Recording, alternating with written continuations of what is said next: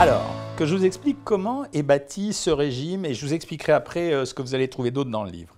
Ce régime, il est bâti sur 1, je vais monter les protéines. 2, je vais abaisser les sucres, y compris les sucres complexes. Troisièmement, je vais monter les graisses légèrement, ce qui va me permettre de mettre des sauces. Et quatrièmement, je vais jouer énormément sur les fibres, ça veut dire que je vais monter les fibres. Alors comment je vais faire ça ? Pour monter les protéines, on va utiliser des protéines maigres. C'est-à-dire que pour éviter les effets négatifs des graisses animales, je vais vous donner des listes dans le livre de protéines maigres. Autrement dit, il ne s'agira pas de prendre des protéines qui soient trop riches en graisse et donc qui pourraient être négatives vis-à-vis du fait que je vais monter les matières grasses. Deuxièmement, à l'intérieur des graisses, je vais faire une sélection des matières grasses. C'est-à-dire que je vous donnerai des recettes de sauce, mais je vais utiliser les meilleures graisses. C'est-à-dire celles qui ne risquent pas trop de nous boucher les artères et celles qui en même temps sont positives pour notre santé.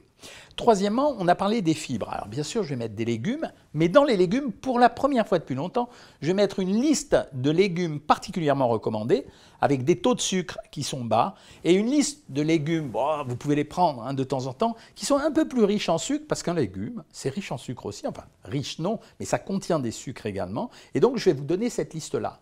Et je vais faire pareil pour les féculents. Oui, vous avez le droit de prendre des féculents, mais je vais utiliser plutôt des féculents type légumineuses, pois chiches, fèves, haricots, etc., plutôt que des féculents qui seront à la fois riches en sucre, mais dont l'indice glycémique pourrait être un peu élevé, car on va jouer un petit peu sur l'indice glycémique, même si ce n'est pas l'élément majeur d'un régime, ben oui, ça peut compter aussi. Donc quand on va jouer sur ces 4 paramètres, on va refabriquer un régime avec un taux calorique qui va être suffisant pour éviter les carences, mais en même temps, qui va vous permettre d'augmenter votre sensation de satiété, d'augmenter également votre taux de protéines pour avoir justement un renforcement peut-être musculaire également, mais d'avoir suffisamment de fibres pour éviter la négativité d'une insuffisance en fibres qu'on pourrait avoir si on n'avait pas une trop forte consommation de fruits, parce que je vais forcément limiter les fruits puisque j'ai décidé de limiter les sucres.